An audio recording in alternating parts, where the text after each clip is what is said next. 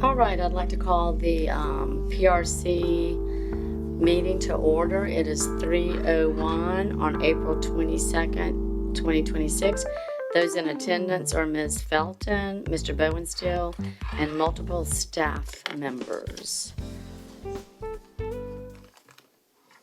Do I have a motion to adopt the agenda? So moved. Motion made by Ms. Felton, seconded by Mr. Bowenstill. All those in favor? Aye. Aye. Opposed?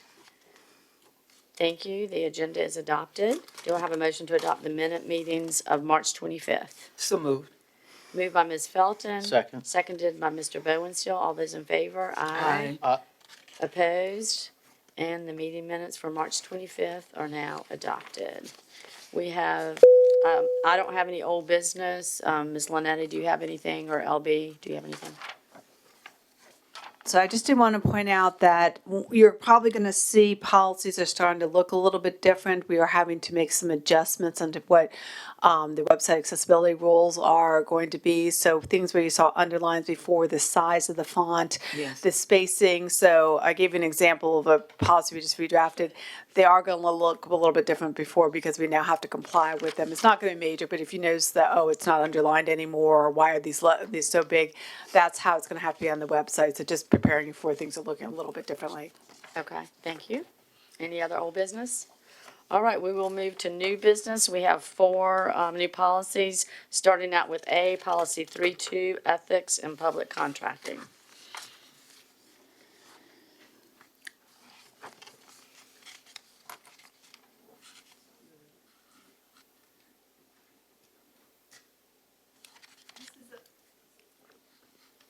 Sorry, this is under section 3, which is business, non-instructional. All right. Oh, there, I need to talk properly in there. We're just updating some of the ethics in public contracting is actually, it looks similar to the Conflicts of Interest Act, but it actually falls under the Public Procurement Act. And your procurement officer, Ms. Smith, looked through this. So we're just amending this to read and reflect current law. So it'll now read, the superintendent designee shall see that all employees of the school division engaged in procurement of goods and services are aware of Article 6 through 4 of the Article 6 of the Virginia Public Procurement Act entitled Ethics in Public Contracting. We also want now to add this in two sections. So there will be a section A, which will read employees must also comply with 1, the Virginia State and Local Government Conflicts of Interest Act, and 2, the Virginia Frauds Act. And then B, the superintendent designee will provide guidance and training as necessary to ensure understanding and compliance with these statutes. It isn't really changing anything, just updating the requirements. And then, of course, we've changed the legal references to match the current laws that are out there. And those are the recommended changes for policy 332. All right, thank you. And I will remind my colleagues and those watching that all these four new policies are up for just their 5-year review. All right, do we have any concerns or questions about policy 3.2? Mr. Bowenstill? No. Ms. Felton? All right, so let's go ahead and take a motion to go ahead and accept that as amended and move it forward to the school board. All those, do I have a motion for that? So moved. Okay, moved by Mrs. Second. Felton, seconded by Mr. Bowenstill. All those in favor? Aye. Aye. Opposed? All right, policy 3-2 will be on a school board meeting. I guess the meeting next, after Tuesday, the next meeting, yeah, in the regular cycle. Yeah, okay, thank you. All right, policy 4-6. 4-6 falls under your personnel section. It's called healthy work environment. Minor changes here. You had paragraphs as I'm trying to make it easier to read your policies. So we're going to make your first paragraph is going to be designated as A. Then you would leave the 1, 2, and 3 paragraphs under there. Your second full paragraph would then be designated as B. And those are the only recommended changes. That's just for clarity. All right, do we have any questions, comments, or concerns on policy 4-6, Ms. Felton? No questions at all. I move that we send it to the school board. Okay, do I have a second? Second. Okay, the motion is to move 4-6 as clarified to the school board. All in favor? Aye. Aye. Opposed? All right, thank you. 4-6, we'll move on. All right, the next one is a repeal, policy 418. 418 also falls under your Personnel Act. One personnel section of your policies. We realize going through this that we have duplicated this process, that your grievance section, which is in 4.3, and the 4.3.1, 4.3.2 sections, already incorporates dismissal and probation, placement on probation process, and we were duplicating. It was getting confusing for us which policy. So after spending some time with HR, we decided that we don't need to have two policies reflecting the same thing. So we're just going to remove 418. It's again already covered under your grievance process, and it's consistent with the state statute on dismissal and probation. All right, do we have any questions, Ms. Felton? Yes, just for clarification, Attorney Linetti, you said the duplication of which policy? It's in the 4-3 section, which your grievance policy, and you have grievance for non-teachers and teachers under there. They're basically the same policies on there. We had done some changes a number of years ago, and I think we were just trying to make it clearer, and we realized in the process of doing this, we're actually making it more confusing which policy you're supposed to be following. So we're just pulling this out. So, but the actual grievance procedures follow state law, and they're in a section policy, the policy 4.3. Okay, so was there any other extended conversation by HR in having this done? Did they talk more about it?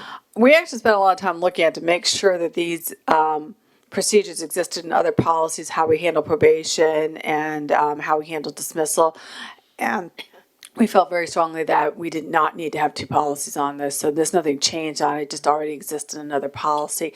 And most people don't know to go further down into 418. Most people start at the top of the policies in the 4-3 section, which is the first place that grievances show up, and that they wouldn't look down here in 418. And we've ourselves run into a couple problems with clarifying which policy we're following. So we think this will be just clearer. Okay, All right, Mr. Bowensteel, do you have any comments? I'm good. All right, do I have a motion to, Just one question. yeah, go ahead. So, Attorney Linetti, that you've done this and HR has done this, and it is concerning the staff. Will the staff be notified that this change was made, or will it be anything that they feel like, well, hey, they didn't notice it anyway? Will they make them aware of this change? They would be told in the normal way we do policies, which is notice goes out from communications after the school board meeting, and then there's a principal packet which is given out. It won't affect their rights because their rights already exist in 4-3 though. Thank you. Just want to make sure that the employees are aware of this, and we've done it so for their interest, best interest. Thank you so much. Okay, do I have a Yes, motion to? So moved. Second. Okay, a motion to repeal this policy, but, so it doesn't duplicate, and seconded by Mr. Bowensteel. All those in favor? Aye. Aye. Aye, opposed? All right, so we will repeal this, so that does not need to be, does that need to be brought forward that we repealed it? I guess it does. Yeah, it will have to be Okay, voted on yeah, to be so- pulled out, okay, so yes, that it'll will go go forward. forward as a repeal to vote on. All right, okay, thank you. Okay, policy 4-39. 4-39 is also in your personnel section. There are, I'm going to call it mostly scrivener changes. HR reviewed this and felt it would be clearer if we just took out excess language. So instead of saying employee professional growth and growth in job skills, it will just read employee professional growth. It'll start off with employees are encouraged to participate in activities that will expand their knowledge, increase professional competency, provide continuing growth in skills, techniques, and human relations. And the school board shall provide opportunities for employees to participate in activities outside the school division, shall offer in-service training and programs. Not really changing anything, just pulling out excess language and more direct. Under section A, that's teacher orientation. Under section 2, we're going to pull out the reference to the Department of Planning, Innovation, and Accountability. It will now read the Office of Professional Growth and Innovation. Then down under B2, just a clarification on year-round, we do a hyphen. And the paragraph after that, you're going to add the terms shall be reasonable in terms of number and duration. Section C, instead of calling it tuition reimbursement, we're going to refer to it as employee professional development reimbursement. That allows us to pay for more things than maybe just college courses on there, and just clarification with a couple scrivener changes in there. And then we've updated the legal reference. That it's not a significant change, we just thought this was clear and more direct. Okay, yes, I mean, I do like C that we've changed that to employee professional development for, like you said, it's not just for tuition, it's for other reimbursements, for other opportunities that our staff have. All right, that looks good to me, but do we have any questions Just on one this quick one? question, Chair Weens, where we are on two, the Office of Professional Growth and Innovation. Who director was that falls under, Mr. Delaney? Who's the director of that? Director is Dr. Janine Gorham. It falls under the Department of School Leadership. Thank you so much. Mr. Bowensteel, do you have any? All right, do I have a motion to accept policy 4-39 as amended and move it on to the school board? So moved. Second. Motion made by Ms. Felton, seconded by Mr. Bowensteel. All those in favor? Aye. Aye. How do you vote, Ms.? Aye. All right, and those opposed? All right, so we will also move that one forward. Okay, so new business, we are moving A, B, C, D for a vote for school board. Other business brings us back to the policy 641 regarding the Chromebooks. Mr. Delaney, do you want to start this off? Sure, I can start it off. As we know, we've had several conversations over the last several years in a variety of meetings around Chromebook usage and screen time. We were tasked at the last meeting to bring forward a recommendation. You should have received a packet of information that has our recommendation outlined in it, as well as the answers to other questions that the PRC had asked. And finally, you should have a copy of the presentation that was done by Dr. Goldberg in March to the board, just for informational purposes, as you may have some additional questions as we walk through this process.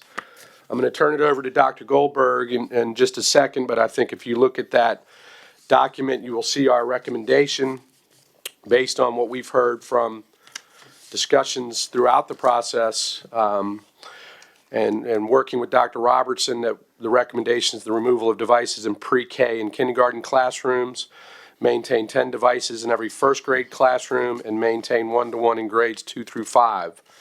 Devices would not go home for K through second grade classes unless directed by the superintendent. And that was the recommendation we brought forward. I think it may be helpful if Dr. Goldberg walks through that document and then opens it up for any questions. Are you comfortable with that format, Ms. Weens? Yes, I would like to add that I have also passed out some changes, and I wrote it like in policy language. Cammie will have that up when we get to it.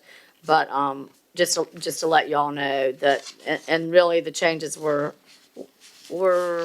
minimal but significant, and the language that I had, the changes would be removal of devices pre-K, kindergarten, and first grade, and keep second as is, and then no Chromebooks would be going home except for closures, emergency virtual instruction, educational tutoring services, and IEPs and stuff like that. So we'll get to that, but I just wanted to let you know that that's up here too, and that we will show that once we get to it. So, But Ms. Weens, thank you for the recommendation, though, it was very clear, and I appreciate that. if you don't mind me asking, because when I looked at the agenda, it was policy 6-41, but we're actually going to be, you're actually saying we're going to be speaking to 618 on instructional time. The document we have that you provided us was 618, which is instructional time. Well, yeah, my opinion is that we would just add the technology usage guidelines to policy 618, just add it at the end. Just wanted to make sure. Yeah, It makes sense. yeah. Thank you. Okay. All right, Dr. Goldberg, thank you.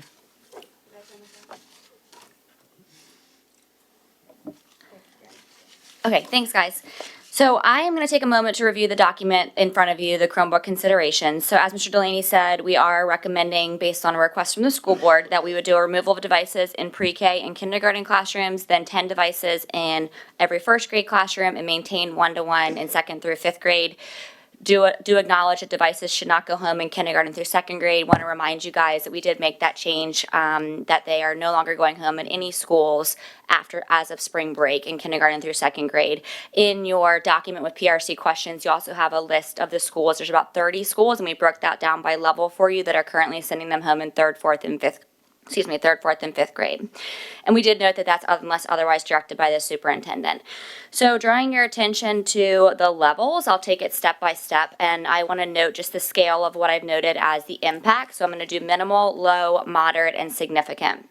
For each one, I broke it down, I should say we broke it down by instructional impact and then some of the logistical impact. We've been talking a lot about the operational impact and like some systems impacts. That's where you'll see those pieces. So for pre-K, as it is now, we have iPads in the classrooms. When we remove devices based on the recommendation, we see the instructional impact for teachers to be minimal, students to be minimal, and there will be no impact for parents. When you look at a logistical impact, the impact is going to be that we currently purchase those devices based on our Title I plan for our Title I schools. So a division-wide plan will need to be developed to remove those iPads from the small group rotation because that's how they're used in the classrooms at this time. We'll have to figure out how we're going to repurpose those iPads across those Title I schools. We'll also have to consider contracts for digital pre-K programs that will need to be canceled and or non-renewed. You will see that some of these things are repeated throughout each of the grade levels. So moving on to kindergarten, the recommendation is to remove devices in kindergarten. You're going to see a little bit more of an instructional impact here. So for teachers, we noted moderate, students moderate, and parents low. I'll take a moment to go over those with you. So for teachers, we selected a moderate impact because there will be a need for some revision and some creation of lesson plans. So as an example, there are lesson plans in our curriculum currently that talk about Chromebook usage, so we'll have to revise those lesson plans.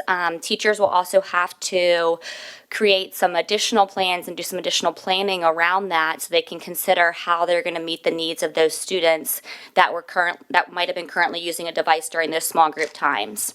There will be some needs for some professional learning to address the research standards. So we've mentioned to you guys before that there are research standards that are addressed in K through 5, right? But typically our research standards in kindergarten, as an example, are done through research on Pebble Go with either integration with our library media specialist or the teacher does the research in the classroom. So Pebble Go is going to be an online platform that they will no longer have access to. So we will have to figure out how we're going to address those research standards. There also will need to be some changes to differentiation and some professional learning provided to teachers around that. So we've spoken a lot about those adaptive programs. You have your Imagine Math and your Lexia, both of which are providing teachers with adaptive programs for literacy and for math. So teachers are going to need to consider how they're going to analyze the data, how they're going to analyze more formative assessments, and then how they're going to differentiate without the adaptive programs. For students, I mentioned it's moderate, so we have the elimination of the adaptive programs, and then there'll also be a change in how the students will complete research, which I previously have explained. For parents, we want to note that there is a low impact here. A lot of our communication in kindergarten is going to go through Seesaw, right? So I want to be clear, we're not eliminating Seesaw from our kindergarten students, and parents will still have that as their two-way communication between teacher, home, and school, right? But a lot of what teachers do is that the children will do an activity, curriculum-based in Seesaw, and then it'll get pushed out so parents can see what their kids are learning about. So as an example, I've got kindergartners, I've told you guys, and I am able to see some of the work that they are doing, and that gives me some of that parent access. So it's more just like visibility of what their students are doing, and parents won't have access to that anymore. Looking at the logistical impact, again, there's a division-wide plan that will need to be developed to remove those classroom sets. We'll have to look at contracts for the digital programs, and then there are considerations for remote learning. We have heard the board that when we consider going out for a snow day or one asynchronous day that we could send home packets. So that's totally fine, but it's more if we went out for an extended period of time having considerations for what remote learning would look like for kindergarten. Looking at first grade, again, our recommendation is 10 devices in every first grade classroom.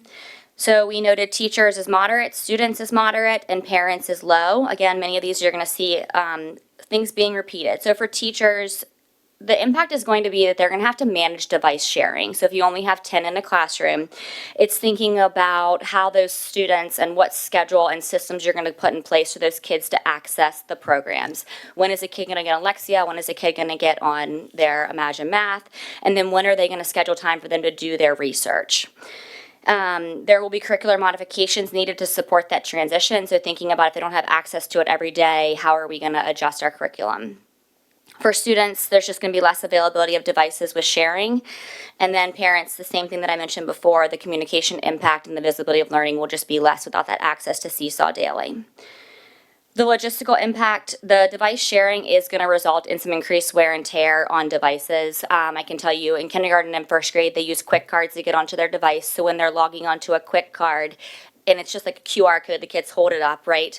The computer recognizes when it's the same person logging on over and over again. So when you have multiple kids logging on, it just takes more time for the computer to recognize those kids logging on again and again. And again, considerations for remote learning with only having 10 in a class.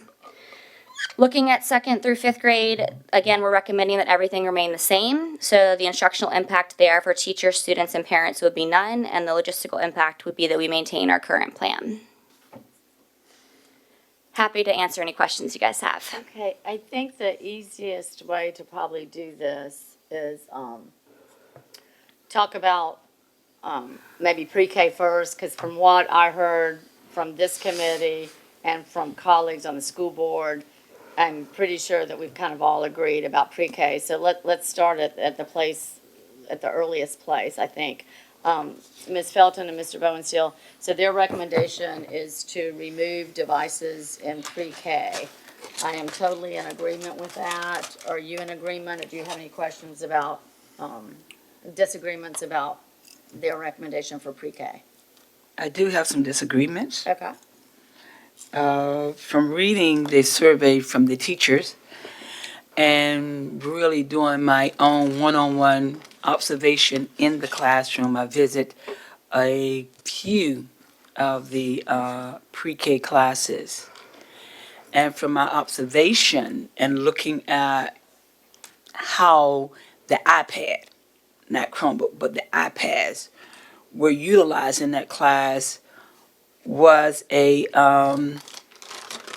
great or engaging as resource for the teachers, especially when I observe the small group learning and the rotation in the class. And there were a few classes that I went to, elementary schools, basically looking at what they were doing.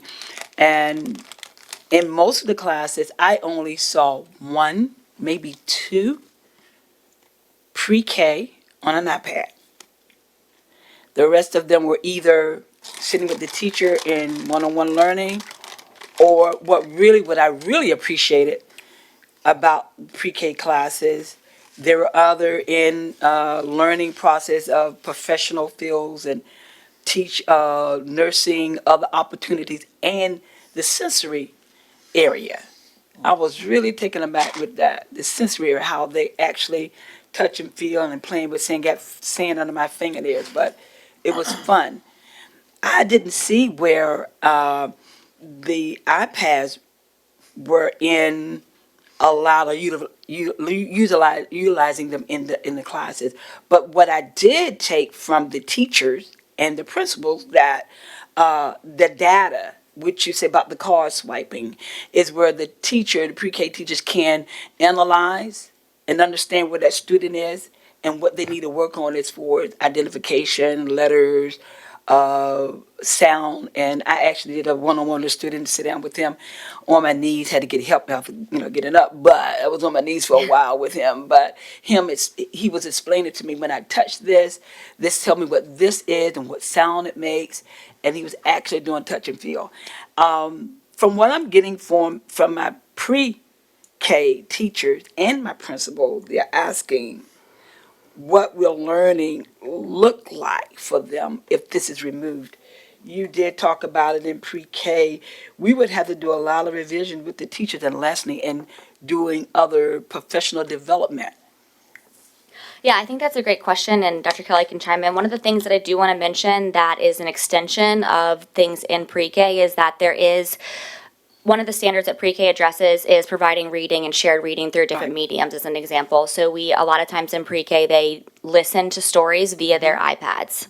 And of course, they do differentiated tasks too, but the listening centers is a big piece where our students are engaged with their iPad to listening to a story, right? So, and research shows that kids benefit from hearing stories from their teacher, from it being read on a computer, or from any sort of listening center.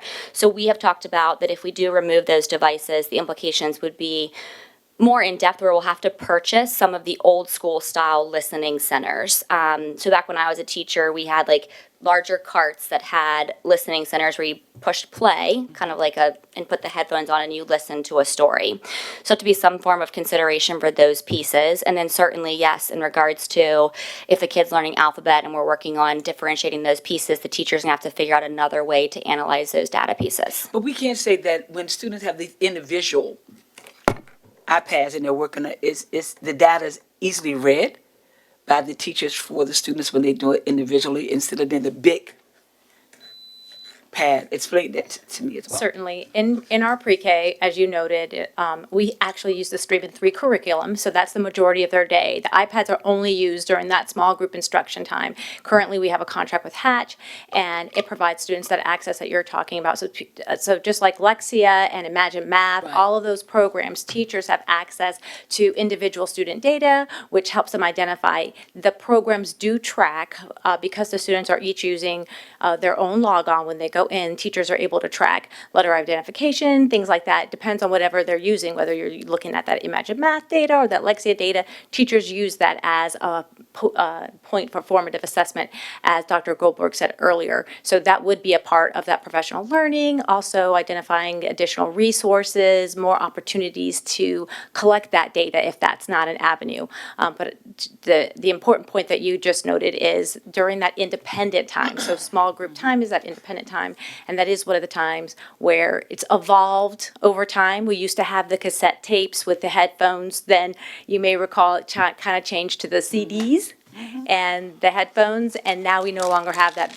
We have the Chromebooks and the headphones that students use. So that would be something that you'll hear us discuss in both pre-K and kindergarten, as we'll really need to consider what that's going to look like during that independent time if we have zero devices to hook earphones up to. But Dr. Kelly, when you explain it that way, when I'm reading it, and pre-K, you said, when you talk about the teachers and the students, you're saying it's minimal. But when you express it and you talk and you give me examples, it sounds close to significant to me. And even from the survey when I'm reading, it's significant. Ms. Felton, if you don't mind, just to be clear, pre-K was not part of that survey that's in there. It starts with K. So I just want to make sure, as we're not to dispute what you're saying, you can see the K data, but the pre-K I don't believe is in there. Now, to your point about minimal, and this is why the conversation's a challenge, right? Because we're going to share with you where there was going to be some impact. Right. But with our recommendation, we're telling you that we can adjust to that in a way that minimizes that disruption. It's going to be a change, and I think your questions are great because it always has to be, we don't want later on, you're going to hear from some groups, we're going to hear from those groups as well. Absolutely. And it's our obligation as we made this recommendation is coming from us, that we think we can handle the impact with pre-K and removing those iPads. So I just wanted to make sure I was clear on that end. Dr. Delaney, you are correct in what you say about it was kindergarten, but as I'm reading throughout this survey, pre-K still come up in here.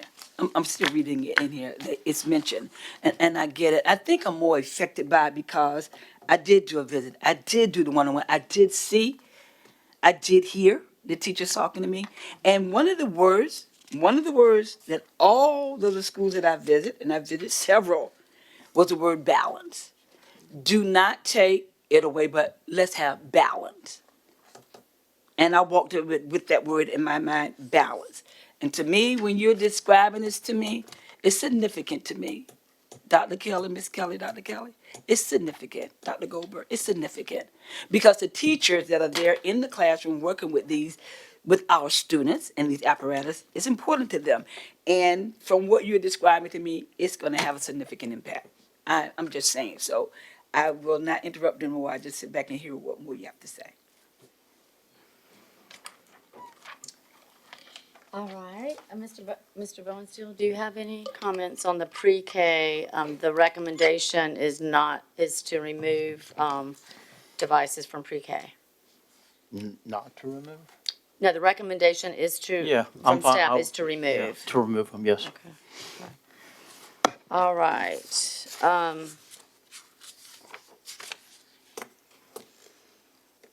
okay, and. Okay, all right, well, let's talk about kindergarten. Kindergarten, the recommendation was to also the removal of devices in, the kindergarten classes. And we've gone through that. I agree with that recommendation. I agree with it. Okay, Ms. Felton, I'm sorry, Sharon. Do you have any comments on that? And what Is is it the kind of recommendation same? for kindergarten? Yeah, to remove, their recommendation is to remove the devices from kindergarten. Again, I can regurgitate exactly what I said. I do not agree because of what I'm seeing and hearing from my survey and what my teachers are asking. Balance, like one of the survey questions was, we do not use them only 10 to 15 minutes a day. I think that's substantial. And then when you look at, again, the apparatus of the small study, it does give the teacher time to engage with those students that need it. And I'm looking at the data too, that it helps them to prepare that student for the next step, knowing where that student is, knowing how to engage with that student, what the necessities are. But let me say this, I know that technology, when COVID hit, we had no other choice. Devices became our lifeline. It was necessary. Maybe we got out of hand with it. Maybe we didn't guard it enough. But to say we're going to strip or take away totally, I can see screen time. I can see that. I can see us being balanced. But where do we take our students when I know each level, pre-K builds up on kindergarten built up on first grade built up to those things that they learn in those classes, help them to implement what they've learned, just like math. If I had gotten a step up with math when I got to college, I probably could have done calculus. Didn't get that. Calculus was a bear for me because I didn't get those steps of that math that I needed to build me up on that. This is my concern about the impact. What are we taking away from our students if we eliminate it totally? I go back to time and balance. So I do not, and I come away with my decision after doing a little bit more research on it. So I do not, my change, I do not agree with moving it totally from kindergarten. All right, and, I'm reviewing the parent survey and the teacher survey here.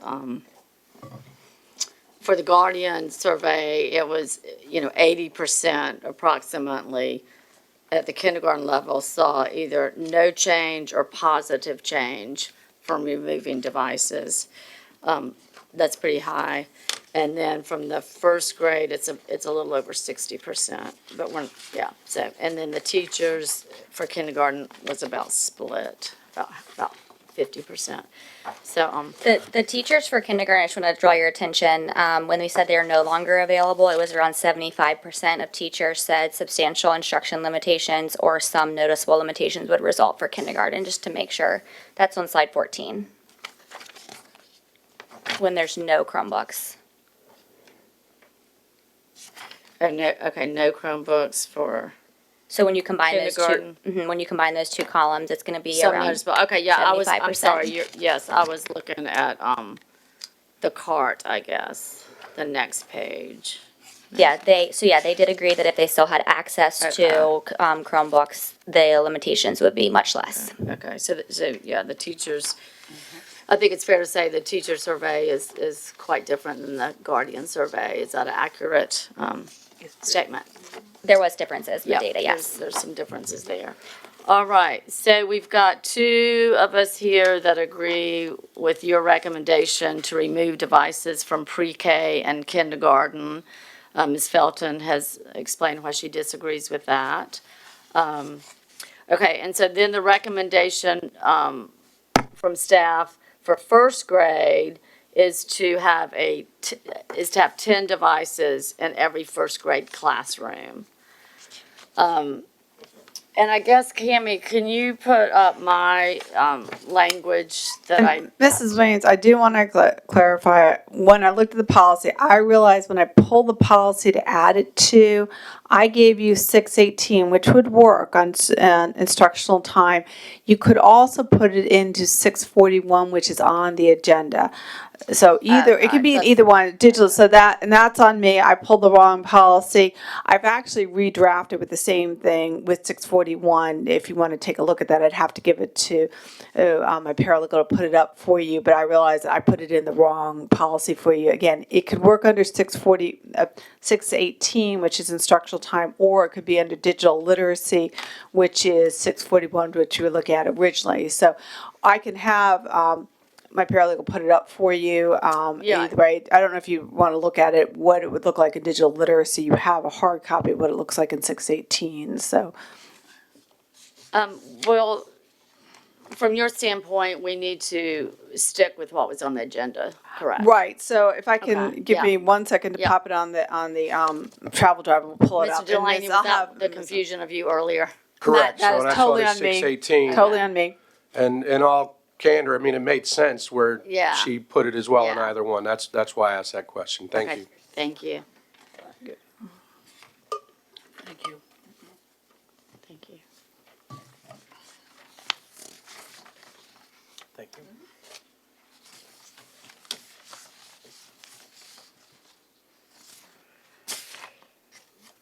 So it just puts it in the appropriate place, even though it could be put in probably both, but. We would add it as, I Yeah. would put it as B under digital literacy, if that works Right. better. So it would be B. We're gonna pop that up for you in a second.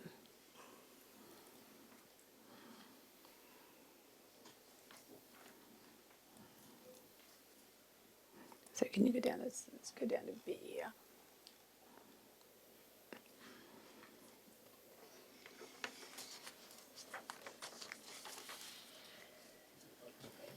Ms. Weems? Yes. If you don't mind, and I know we're looking at this because it was on the agenda.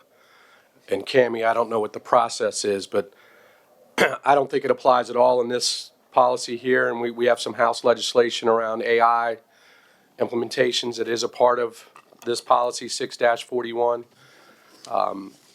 That, you know, and Dr. Goldberg can probably provide greater details on that, but I do believe it makes more sense in 618 because of that instructional time component. But In which case, I think all you would do is amend the agenda so substitutes the 618 for the 641, which was on it. And we did not have a draft in the agenda 641 because we didn't get this language until this afternoon. So you would Or- just, Well, it's too late to amend the agenda right now. no, you can amend the agenda at Could any we just time. add it at the end with You part of the could- motion that we do that? Yeah, it would be an additional action item that you would be voting on. You can do it that way too, later on, that you would now adopt 618 as drafted. We don't have it online, but there are hard copies here in the room for people in the back who want to take a look at it. Okay. Ms. Weems, would you like Dr. Goldberg to give an explanation on why that changed? Are you comfortable with, I just want to make sure there's no lack of clarity on why Yeah, we sure. made that Yeah, recommendation. Go ahead. Yeah, the change of so colleagues, we're talking about 641 versus 618 and where this should go. 641 is a policy and a regulation that we worked through earlier this year, and we adopted it. There is some new legislation coming out around artificial intelligence and the training that you provide students around the ethical responsibilities around using artificial intelligence, which would tie directly into the digital literacy and internet safety policy. In talking to Dr. Kelly and, to Mr. Delaney, et cetera, we do feel that it would tie better into your instructional time because it encompasses all pieces of instruction versus just the digital literacy, internet safety pieces. Okay. Okay, we'll just handle that when we get through the discussion. The language is the same. Yeah, If you the just want to language use is it the here, I same. will pop back to 618 Nanda, but the language, I just chunked it, it's the same thing. Okay, yeah, the content is exactly the same. So what I have offered my colleagues is, just to add it as a B, technology usage guidelines, or not even. This will be D if it Right, stays in right, 618. And so it says here, the school board recognizes the importance of digital literacy for students to be future ready, to preserve developmentally appropriate instructional time and minimize screen exposure. Sorry, One. typo. One, beginning in the 2026-27 school year, Chromebooks or similar devices shall not be utilized in pre-kindergarten through first grade. So that is the big difference between this and the staff's recommendation, is this version includes the removal of Chromebooks for first grade also. So it's the removal of Chromebooks in pre-K or devices kindergarten and first grade. Ms. Felton, I think I know your remarks. Okay, did you want to add anything else, or is it the same? Well, you're saying that your D in one is the same as B under B1? I mean, it's reading similar, but Yeah, it's all the same, it's just where to put it. Do we put it in 618, or do we put it in 641? But to be honest with you, when reading your amendment, it read shall not be utilized in pre-kin. I do have a problem with the word shall not. Yeah. I do, in both places. Right, okay, yeah. And I did, and which I should have, but I did not. And I would presume to see something else a little bit more curriculum-wise to what the superintendent, where we were reading here, it talked about where the designee would, talked how the superintendent would have access to giving us that. I think what we are trying to do is to me, rush, because these are some very important implementation we are trying to do that's going to affect our students' learning process and accessibility to global learning, and to be able to proceed to the next grade level. I do have a problem with this shall not. Somewhere along the line, I'm thinking where one of the in the teacher survey was saying then what would virtual learning days look like if we don't have the one-on-one devices, if we don't have them, access to them, what does it look like? And when Dr. Goldberg, when you explain how it will be, you said moderate impact. It's going to be a significant impact to me where we're starting our students out at and what we are doing with our devices. So I do have a problem, I do have a concern with that word shall not be utilized in pre-kindergarten. I think we should have a balance there somewhere. We should have some language that would allow the teacher, the superintendent, to have that worked into our curriculum, which it is now a part of our curriculum. And it has a lot to do with our students moving forward to the next step, educational-wise, achievement-wise. When we started chipping away at standards that we had put into place, it doesn't take much. You keep chipping at that block, it's going to crumble. We're going to lose some of that standard, some of that quality that we have. That's my concern. How much we're going to chip away before we lose quality of standard of education with our students. So the word shall not in either place, I do have concern. I need to see something else that will provide a way of balance for our students to have these devices and work with them. Had I not seen it with my own eyes, had I heard the teachers with my own ears, then maybe I could consider some of this. But I went out and did my research and studied Mr. Delaney, and they're not agreeing with this totally wiped away. Sorry. Yeah, I mean, I think that's why we're discussing it, because it's a philosophical, educational, differing of opinions. Some think we don't need Chromebooks at all at elementary level. I mean, I can rattle off tons of schools who issue Chromebooks starting in sixth grade. Some believe that we need them used at pre-K. And so that's what we're trying to do, because it has come up, and the data, the overwhelming data about early learners using pencil, paper, manipulatives instead of screen time, it's pretty overwhelming. And so I mean, that's why we are here at this conversation, and we realize there's gonna be differing opinions. So we're just trying to get a policy. We may not all three agree with it, that we can go to the school board. I hope that we do decide on something, because my whole purpose to bring this forward this time and to send it on to the school board is because I do think it's the fair thing for our teachers to know if we do make a change, that I do not want our teachers to find out in July or August. So I think that's, paramount, and it's important that we let them, because there will be some changes and some change in mindset and some change in practice. So I want to make sure that they get plenty enough time for you guys to work everything out and for our teachers to have a heads up. With Okay, that said, though, Ms. Williams, I hope that in the word that you're using, fair, that we will consider the survey of the teachers and what they're saying, and try to implement this into our policy or regulation, because they are the ones that's going to be directly, and our students, directly affected by what we do. And when they're saying in this survey, especially when the data, they need the data for each student, and we know no two students learn alike. And these teachers are they are dependent on the data to help them, to help our students to be more successful and achieve in these classes. So shall not is a too strong a word for me. It is. Let's leave it at that. okay, yeah, definitely, because this language is basically saying, to not use devices At all. pre-K, kindergarten, and first grade. So that, yeah, and so some people are gonna agree with that, some people aren't. Any comments? I'm fine with the motion as it reads. Okay. Uh, So you agree with removal at pre-K, kindergarten, and first grade? yes. Okay. And the only way I change my mind is to push for second grade to only have 10 devices in the second grade.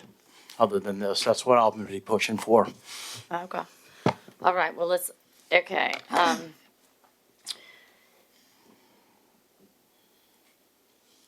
Okay. Any other on kindergarten? Okay.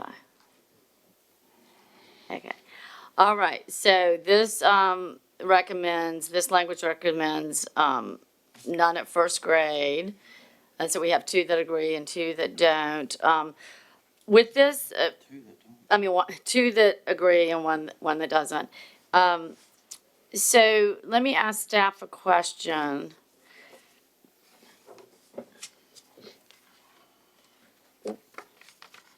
Would it be in an IEP, would there be times where you would have, obviously you use assistive technology, so that's why I think this is important, because obviously we're not gonna take away a device from a child who needs it because it's on their 504 and IEP. So this covers that, in your opinion, correct?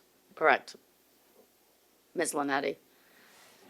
I believe so. I don't, there are other devices they use, so I'm not sure I'm the expert in what devices the special ed student uses, but I think this would cover anything that's required in the Okay. IEP or 504. Okay, because it says this section does not apply to technology that has specific uses in 504. So I just want to make sure that that is completely covered with our special education students and the devices that they need.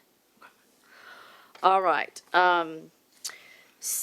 Okay, and then number 2, beginning in the 26-27 school year, students in pre-K through 5th grade shall not take school-issued devices home except in the event of potential weather-related emergency, planned virtual instructional day, or for educational tutoring services. So again, this is a change from staff's recommendation. Staff recommended that devices do not go home kindergarten, 1st, and 2nd grade. This says they do not go home kindergarten, 1st, 2nd, 3rd, 4th, 5th. The reason why I put that in there, because I've talked to a lot of teachers that specifically said, whatever y'all do, don't let these go home. They're getting torn up. They're getting, ruined. They're getting damaged. In fact, I talked to several during this last week, middle school teachers that said, middle school kids shouldn't be taking them home either. So, because of that. So again, this is a little bit different than the recommendation. This says that no elementary school student shall take them home, except, again, in weather-related emergency, planned virtual instructional day, or for educational tutoring services. For the tutoring services, how does that work?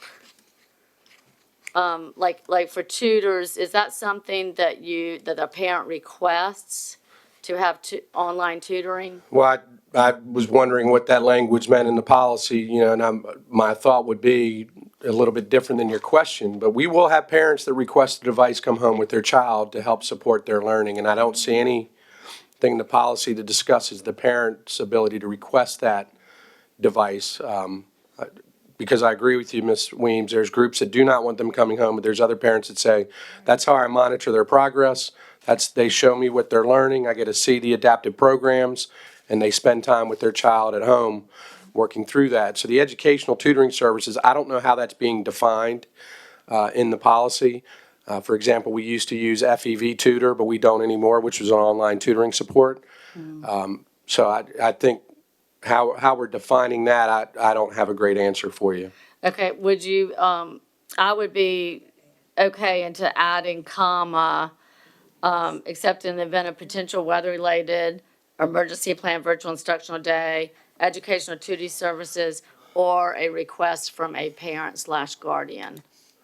Yeah, however that language works, you know, I know that's gonna come from our building leaders, and I can see where they would deny a request to the parent because it's not written in policy, and then Right, we would right. be saying, why are they not making a common sense decision when a parent Yeah. requests it? Yeah, And I agree with you. I agree with you. Would that cover it, Cammie? To add comma after tutoring services, a request from a guardian. I think we've typed on the board. I think that would work on it. I do think that, sorry, we made some Okay, corrections on the okay. board for my poor typing earlier. I do think the superintendent is probably gonna have to put some parameters on that because we'll be right back in the same circumstance where all parents in one school ask for it to come home and other kids don't. So I think I don't know if it's worth putting the policy here. I think you let the superintendent decide what are the conditions in which a parent can Yeah. have access, have it brought home. And I don't think we're ready to build that in there.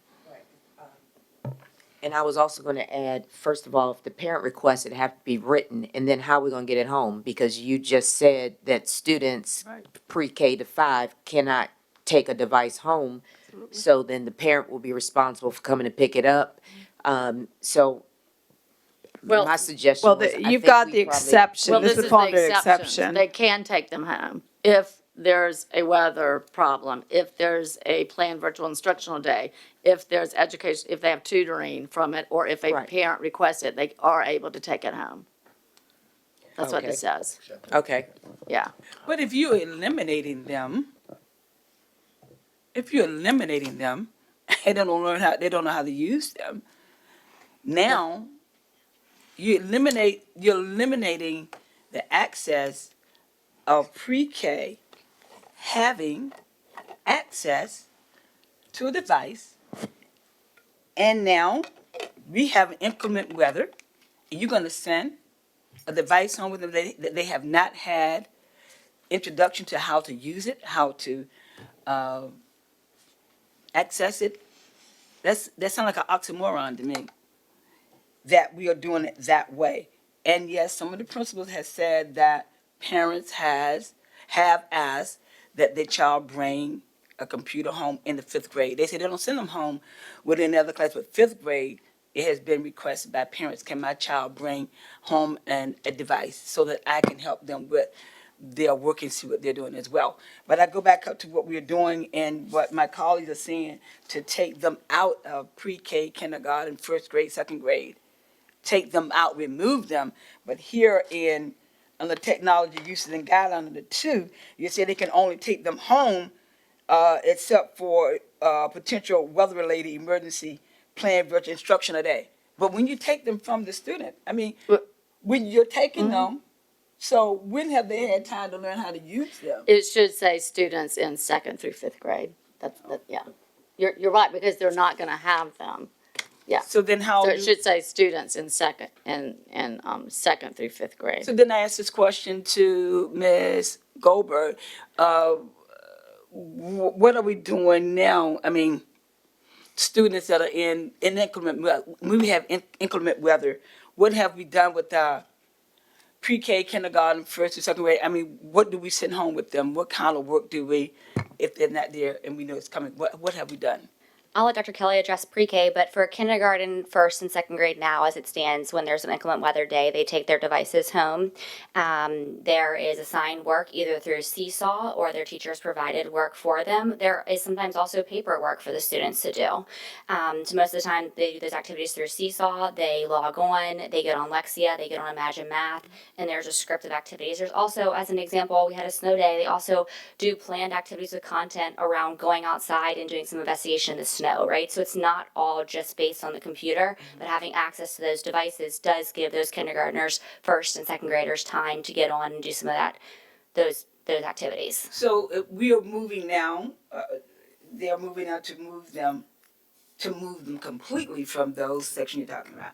How would that look if we had inclement weather, sending them home then with them? What, I mean, how would they access that? How would they really know how to access it and get the information they need? So I believe from what Ms. Weems is sharing is that we would plan on not sending them home if there's no access to devices. So we would say K and 1 is an example. If we go with this plan that you're proposing, K and 1 would not take devices home on inclement weather day. What we would recommend is if we go out for an extended period of time, as per se another pandemic or something, we would have to have considerations for remote learning. But what it would look like would be we would send packets of work home with those students, maybe some shared read aloud, some books that they can read, like books in hand, and then activities that they can do. I'm going to throw this out here because if we're changing the content, I'm going to have to throw this back to the administration to look at. Would it be a virtual instructional day if some of the grades don't have access? And I actually jumped on the VDOE website. If you say it's a virtual instructional day, but 2 grades don't have access to virtual instruction, they only have paper instruction, does that count as a virtual instruction day? We don't call it a virtual day, we call it an asynchronous learning day, so I think there's an Okay. opportunity for us to be fine in that area. I want to highlight one of the comments Dr. Goldberg made. Most of those assignments that come home in pre-K and K on an inclement day are not computer-based of putting the child on there. Oftentimes, and Dr. Kelly can give an example, but it's a video of something to do. Now go do a project with these materials. Do these hands-on things. So it is not, that's why we call it asynchronous, Ms. Linetti. So Dr. Kelly, do you want to add? I do, thank you. And I know I've shared this before, but I just want to repeat that there are textbooks. Thank you for helping us adopt those. Everything that we've adopted has those printed books that go home. HMH Into Reading, KIDM does, even the Go Math had. So we always provide those learning materials. What I did want to note, and this is something that I think is really important just to make sure you're aware of, when it comes to kindergarten and first grade, when we do go out, the asynchronous time is very similar, pre-K is the same way to the example that we showed for summer learning, and that's what Mr. Delaney was just sharing, where there is something that they're accessing through that asynchronous platform, but then they're finding the objects in the house, they're counting them, or they're hearing that story and then they're writing the retell. But in kindergarten and first grade, when we do go out, we do start intervention as soon as our synchronous learning does take place, when we make that shift. And what I mean by that is that our Erie intervention tutors, when we talked about the VALS data the other day, and our students who are obligated to receive services for that 2.5 hours per week, they do provide synchronous learning. And what that means is that the students do engage through their device with their tutor for that 30 minutes for those days where synchronous instruction does take place. So I just wanted to note that. So 2 things I just want to bring up that Dr. Kelly just mentioned is, one, we'll have to alter our inclement weather plan to not go to synchronous days because to her point, pre-K kindergarten would not have access to those devices. If it was just 2 days home, we may not have them home at that time. The second one that she mentioned and may need to be added into this policy is our summer learning. And as you've seen the summer learning program that Thankfully, the school board's been very grateful for our work on that. Much of that does require a device in those optional sessions that parents opt into. If you recall, much of that is, hey, here's where you can go on our Summer Boost site, here's what you can access, here's the lessons you can do. And if we get to that point for those families that want that in these grade levels, they're gonna have to have a mechanism to get those devices. And now that I'm talking out loud through this, which may be where you're looking at the request from a parent or guardian. So I just share that with you as another component of something that is a pretty big piece of our summer learning.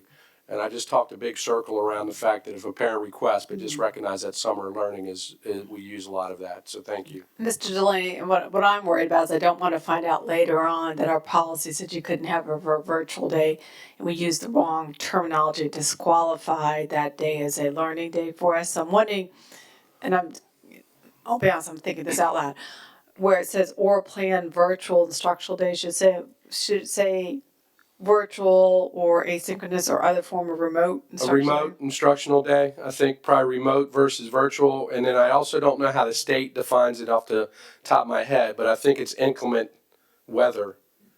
So it might be planned inclement weather day.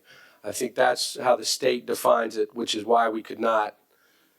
And I don't want to make the sausage here, Cammie, but I think Yeah, that's I'm a what little I'm thinking concerned is. that I don't want to use the wrong term and then find out that we then couldn't qualify that day as a day you needed to qualify. So I want to make sure we try to get this. Well, how correct. about if we just put planned asynchronous or synchronous? Well, Instead of planned Synchronous virtual. requires the device.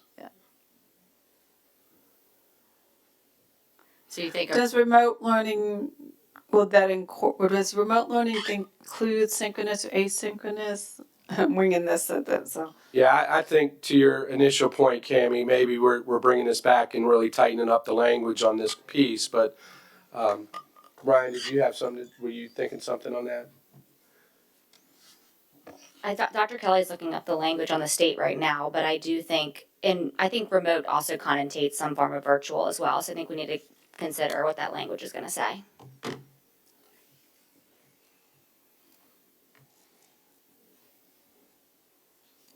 yeah, if you could look up if remote learning day would cover that.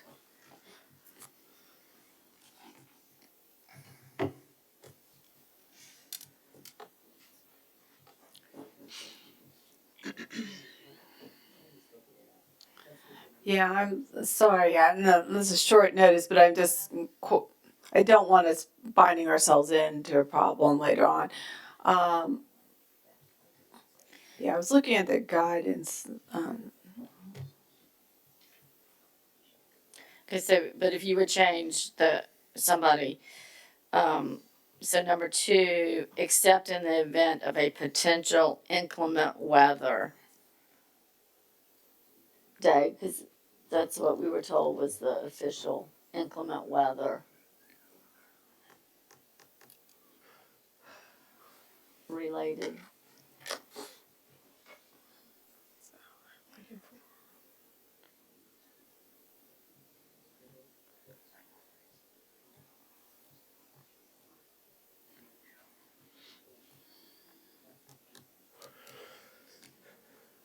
And so, Ms. Weems, as I'm looking at that, I'm caught on planned virtual instructional day. Right, that's what Yeah, that she's looking at. Yeah, to that's- see if I don't think we even have that leeway to say we're going to do a planned virtual instructional day that's not weather or emergency related.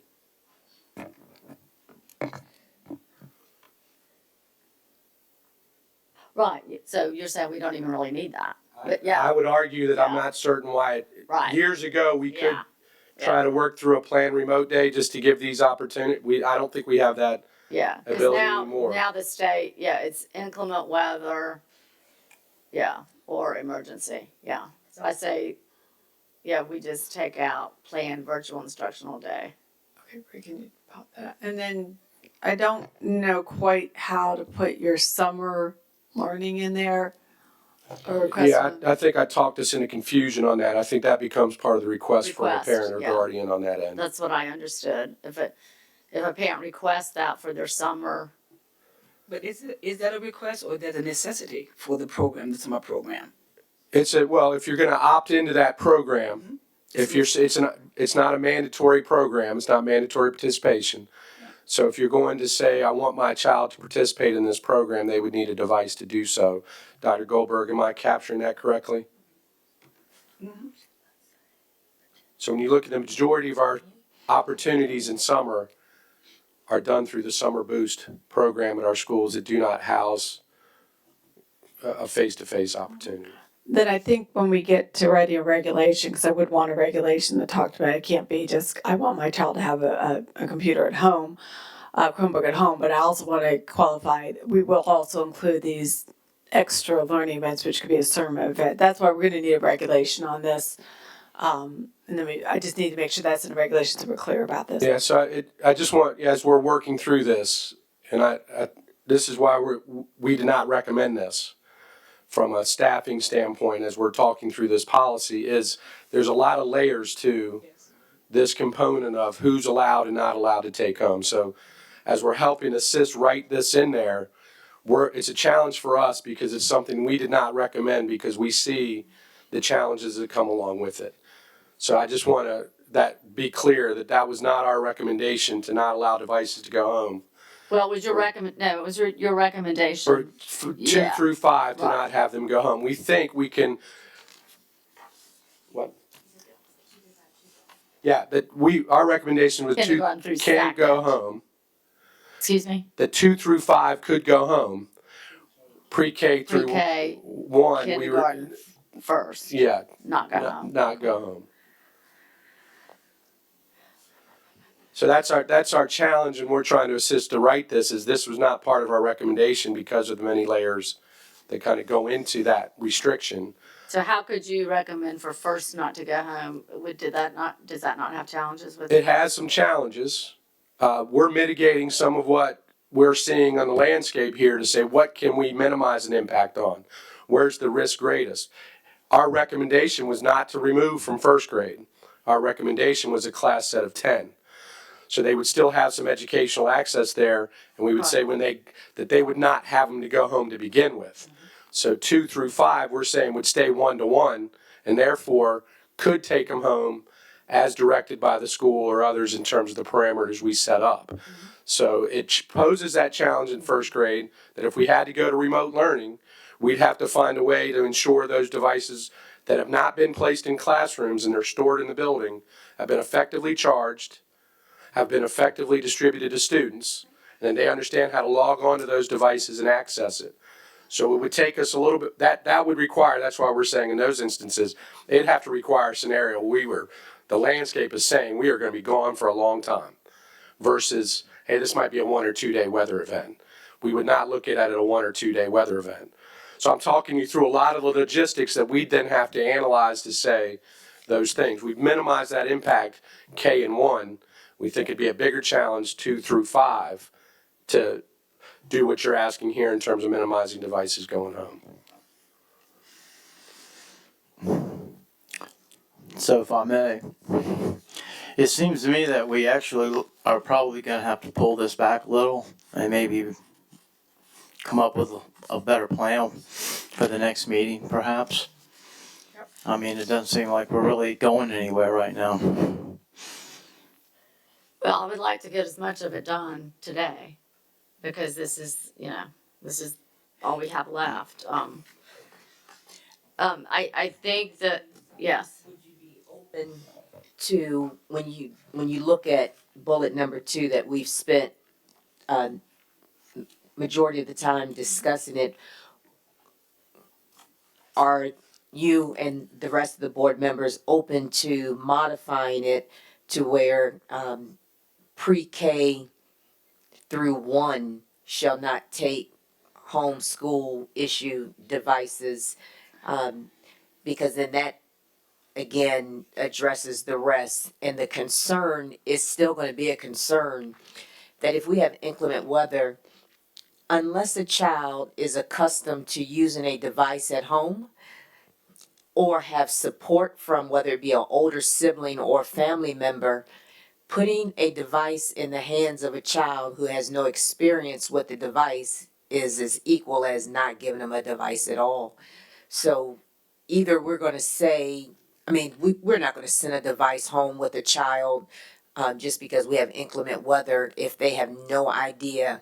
And I do believe it's unrealistic to believe that our teachers can all of a sudden do a 30-minute lesson that says this is what you're gonna need to do when you get home because we're gonna have inclement weather. We're gonna have to talk about alternate plans, which means back to packets, which again, unless you have advance notice, there's no way that teachers are gonna be able to pull that together and assemble it that quickly, which means we're gonna have kids potentially inclement weather where you did, I guess what you did in my day when your parents just said, go get a book and read it. So I feel like in some ways we're tying our hands a little bit, but if we would at least modify the pre-K to Right. 1 Yeah. shall not take the device home, I think that would at least support what the other recommendation was, and that is or not the division's not ours, but the board's Right, yeah. recommendation on removing the devices from pre-K, K, and 1. Yeah,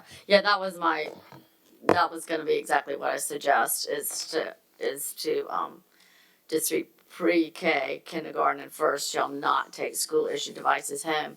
Because and I think too, as board members and as parents and grandparents of kids who have had these devices on bad weather day or pandemic days or whatever days, I mean, how many times have we heard from kids who are used to the devices, but also parents like, it's just so complicated, it was just horrible, we were in tears, and just trying to navigate, and that's when they all had their devices. So I mean, I think it's a challenge no matter what. It's a big challenge to learn from a computer at home. I mean, I think we'll all agree with that. So it would be beginning in the 2026-27 school year, students in pre-K through first shall not take school-issued devices home except in the event of a potential inclement weather related, that doesn't make sense. In case of a potential inclement weather, what's the word I'm trying to think of? When you cancellation or potential inclement weather day Maybe slash just days. Maybe just day or. Yeah. Or right. In the event of inclement weather, in the event of inclement weather, emergency, educational tutoring services or a request from a parent or guardian. Do you need out of days in there? I don't think so. I don't. What do you think, Ms. Felton or Mr. Bowenstiel? Except in the event of inclement weather, emergency, educational tutoring services, or a request from a parent.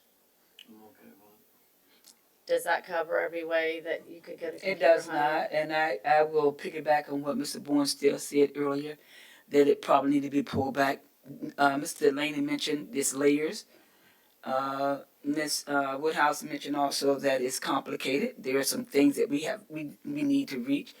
And Attorney Linetti has put in the word litigations that we probably have to look at too when writing that and understanding the language that we're going to use in this particular policy. The policy, if you want to move forward with it, it's not an overnight thing. And I think from right here, staying on number 2 has caused us some deep thoughts of what the wording we should use.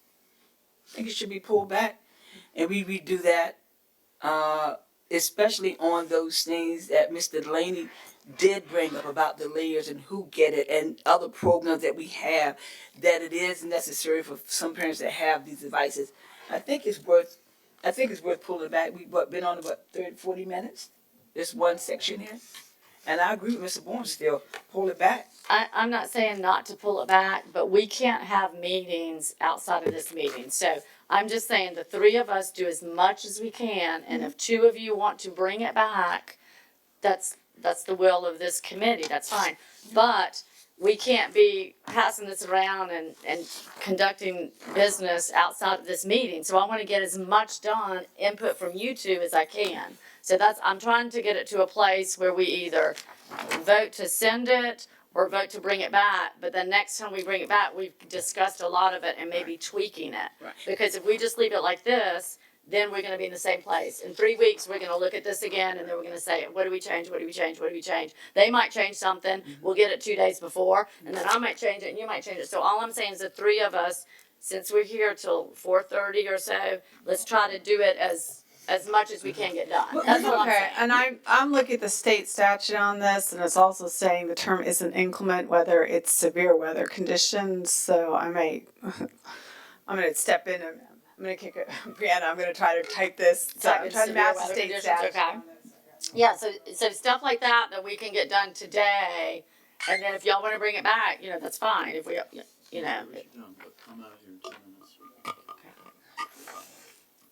All right.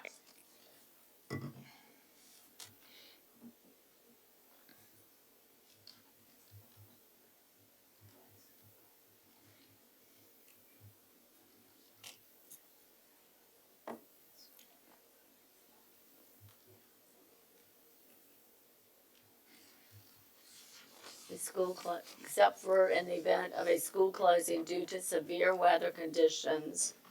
I'm trying to match these. Okay.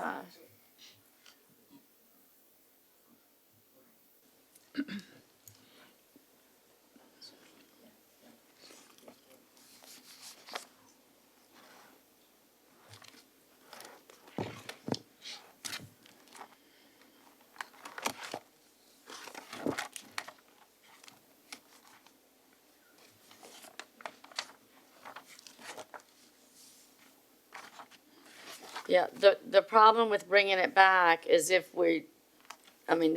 there's gonna be disagreement. We're not gonna all agree, because I can just tell, and that's fine. There's philosophical disagreements. But if we bring it back and just tweak it a little bit, we have, over 4 weeks that we're gonna bring it back. That puts us May 27th, and then we'll have it in the school board, if we agree then on something, June 8th, and then they could still vote June 23rd. So we're still good for, 27. When? That's a- yeah. Okay, I just, again, my concern, and we've been talking about this for quite a while, but I will do what the will of this committee wants. I don't want teachers to know in August. I do not want that. That is unfair. That is unfair. Okay. I see that. I just want to make sure that we get it right. Yeah, oh, I do too. And it doesn't, and to be honest with you, we've pretty much just been Well, that's how just you. throwing out things. Well, that's why you write, that's why I brought this rough draft of my policy, and that's what we're supposed to be doing here. We're supposed to be making it changes so that the three of us can either yay, agree, or not.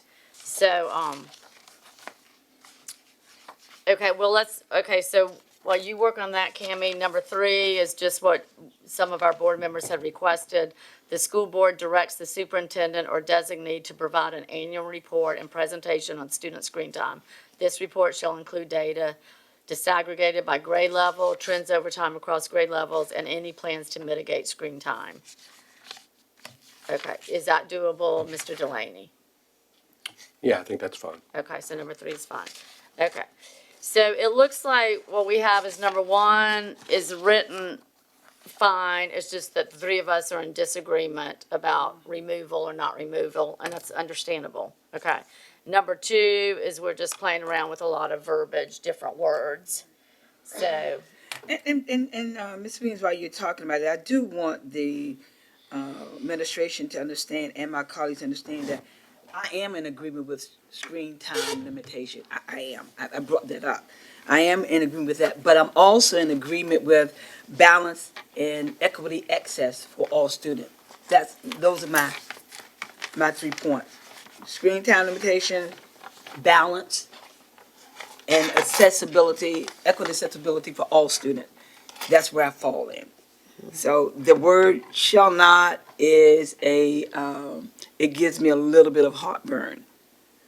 Because when we roll back around and we talk about taking these devices home and students, and I know you're saying that the balance, the whole thing is not just the devices, but the device itself still gives some video they have access to as well. So I'm saying we're sending a device home with students that haven't had the opportunity to access it or understand how it is. I will agree with Ms. Williams when she said that during COVID, a lot of us had a lot of problems, especially internet problems, hooking up to it. But I guarantee you that problem has been almost resolved. And where these students are with technology, and I heard you, Ms. Woodhouse, when you said maybe if we don't give them access, maybe they have an older student or have access. That I cannot lean in on to. I can't guarantee trust that other student's going to have that. That's why I said equity, accessibility. That's one of the things I'm going to hang on to. So those are my three things. Thank you. You get it. Okay, I apologize. I'm looking at 22.198, which is the reduction of state aid when length of school terms below 180 days of 990 hours. What I want to be careful with is that we don't do anything that inadvertently takes our options away from that, then we end up losing, not meeting the required other time or days. So I'm looking at the state statute, and unfortunately, this is, because it's coming fast, I'm trying to get the right terminology. It looks like it is severe weather conditions or other emergency situations. There is a section C that's talking about an unscheduled remote learning days, and I don't know that we have any scheduled remote days, but if we did, I didn't want to limit that ability. And unfortunately, without, again, without giving the school administration the opportunity to look at that. And do we have scheduled remote learning day? Is it? Okay, so that, I'm not sure. Okay, maybe I need to take, because I'm not sure why that's in the code section, so.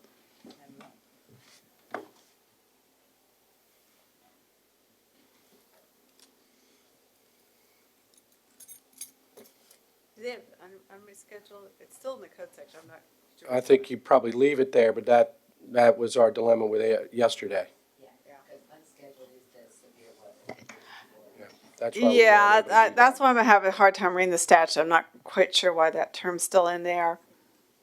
Not to throw a can of worms back in there, but how do we, this is another layer, Mr. Delaney. Our students that are on Virtual Virginia. Yeah, this wouldn't impact any of that with the younger learners here. That's for older kids. Well, they were confused. We had parents emailing us about that too. And one went to the mayor's office. All right, well, colleagues, I need a motion, because I know one of my colleagues has to leave, so do I have any motion? Well, okay, hold on a second. Are we moving this down to a different section? Are we still in the 641 consideration, or we're moving down to other business? Because we're gonna have to, we'll have to pull that this way. You had said that instead of putting in 641, we were gonna put it in 618, and we we're gonna put the effort, so we're moving down to other business now, and then putting 618, policy 60, a motion to put 618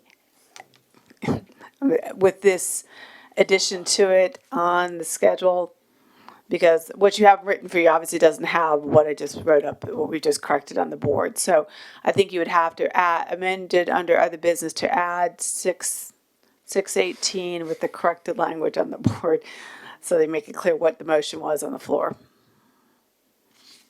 There's not a motion on the floor. Well, you were asking for motion, so are you in other business Yeah, now? we're Okay. already in other Okay, business. so, all right, so make sure you've added policy 618 as drafted on the screen, because we're gonna have to pop that into a written document. Is it my colleague's opinion, because I don't see that I'm getting a motion, do you want to bring it back? Is that your So opinion? moved. So moved. Yes. Okay, can you so move that we bring 618 as amended and put it as 618 as drafted on the screen back to the next meeting? That's your motion? Okay, I second it. okay. Cammie, is that good? That'll work. Okay, motion by Ms. Felton, seconded by Mr. Bowenstiel. All those in favor? Aye. Aye. Opposed, nay. All right, So that will be brought back, next meeting. Ms. Linetti, I'm still concerned about the time frame, and I'm concerned that our next meeting is not till May 27th. Can we call a meeting before that? And can you see any time that, because I mean, I just don't think we need, It's your committee and you you d- can call the yeah, meeting, so. colleagues, I don't think that we need Cammie to have to, I don't think it's gonna take her 5 weeks to review this. Mr. Delaney, is it gonna take y'all any more work? You've had your recommendation. Yeah, as Yeah, far as y'all I'm done. concerned, we're done. We made a Okay. recommendation that's different than what's the Right. policy Okay, recommendation. so I would like to call a meeting sooner than the 27th because my concern is letting our staff know what's going on, and I'm just afraid that we're running close to summer break. So if my colleagues would look at their calendars, I've got the 13th. Does anybody have May 13th open? It's a Wednesday. No. It Okay. depends, yeah, we have school safety for a lot of us have to be at I that thought there meeting. was a reason why we pushed it to the It 27th. was. It was a reason because it was a deep discussion because what was before us. Normally it should have been on the, Yeah, there was probably some conflict, but we may have to get, there was conflict on the 20th. And so we may have to go a different day besides Wednesday. Because I just don't think we need 5 weeks for this to sit again. Ms. Weems, I will apologize. I'm looking at my calendar now. The things I have pre-scheduled, the only thing I have open is the 27th. You don't have May 11th, 12th, 13th, 14th, 15th, 18th, 19th, ma'am. 20th, 21st, 22nd. No, ma'am. No, ma'am. If you're looking at May 27th, I'll remind you, we have audit committee in the afternoon on that day. Because I built everything around this 27th day. Yeah, I'm going out of town. How about May 7th? that's a Thursday. Uh-huh. I can do May 7th. I can try. What time? Okay, Are you going to cancel, if we do May 7th, you're going to cancel the 27th? Is it what your plans are? no, this is just an additional meeting to go over this one policy. Because I don't know if, I don't even know what's on the agenda, how many other, I mean, you don't know, do you, LB, how many we're gonna look at next time? I think right now we have looking at 7 Yeah. for the next This one. is just for an additional meeting because we have now punted this, and I'm just worried about the time frame of coming back on the 27th. I don't know. I don't foresee that my calendar, even if you're gonna still have that meeting on the 27th, it conflict with all the things that I built around the 27th. Can you meet May 7th? May 8th? And you got it, May 8th, 7th, 8th? I'm just looking for any day, and I'll, I can take off work, so 14th, I can do maybe the 14th. I can do the and 14th. that's a Thursday. Mm-hmm. I can do that day. Okay, the 14th? All right. We adjourn. Okay, so, we will meet May 14th. Cammie, can you meet May 14th? Because their stuff is done. It's just Cammie tweaking that and bringing it Right. back to us. Afternoon, May 14th in the afternoon? Yes. I think so. I think we're good. Yeah, what kind of predicament is that? What time? What time? What time can my colleagues meet? I'm good anytime. Okay. Sharon, what kind? What time is good for you, Kim, Mr. Attorney? Right now, I'm free anytime that day. so. 3 is good for me. 3 o'clock. May 14th, 3 o'clock will be our next meeting.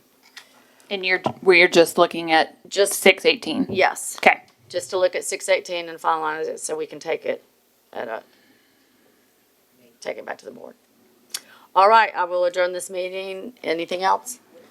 At 4:29, thank you. Did you say 3 o'clock? Yes.